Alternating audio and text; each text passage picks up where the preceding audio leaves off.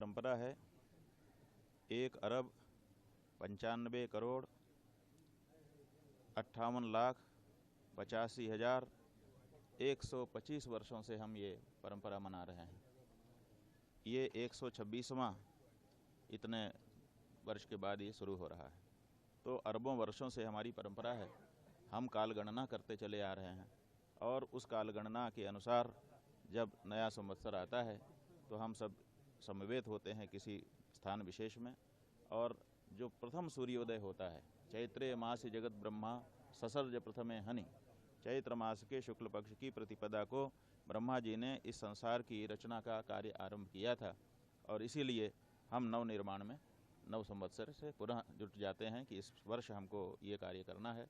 और वर्षारंभ में जो दिन होता है वही पूरे वर्ष का राजा हो जाता है। इसका मतलब ये है कि आज के दिन जो हम करेंगे, जो संकल्प लेंगे, वो पूरे वर्ष प्रभावशील रहेगा। ये हमारे यहाँ परंपरा है, क्योंकि काल गणना तो पंचांग से ही होती है। तिथि, वार, नक्षत्र, योग, करण, ये 5 अंग हैं उसके, इसीलिए उसको पंचांग कहा जाता है और उसी से काल गणना संभव हो पाती है। तो हम आज के दिन नए पंचांग, नए वर्ष का जो नए संवत्सर का पंचांग है उसका विमोचन करते हैं। और परंपरा है कि उसमें वर्ष फल का श्रवण कोई ज्योतिर्विद कराता है। तो हमारे यहाँ काशी हिंदू विश्वविद्यालय के ज्योतिर्विभाग के विशिष्ट प्रोफेसर आचार्य शत्रुघ्न त्रिपाठी जी यहाँ पर पंचांग के फल का श्रवण भी करा रहे हैं। ये जो संवत्सर है, इसी दिन हम तय करते हैं कि इस संवत्सर में सबसे बड़ा काम हमको कौन सा करना है।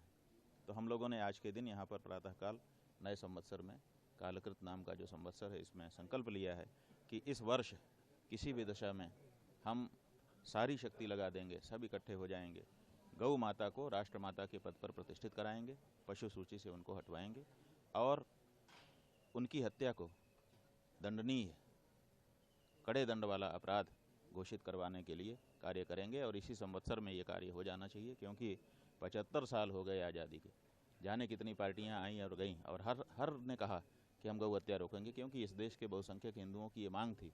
लेकिन उस पर जोर न दिए जाने के कारण वो गौ हत्या होती चली जा रही है और पार्टियां राज करती चली जा रही हैं। तो अब हम लोगों ने यह तय किया है कि किसी भी दशा में इस वर्ष ये कार्य होना चाहिए।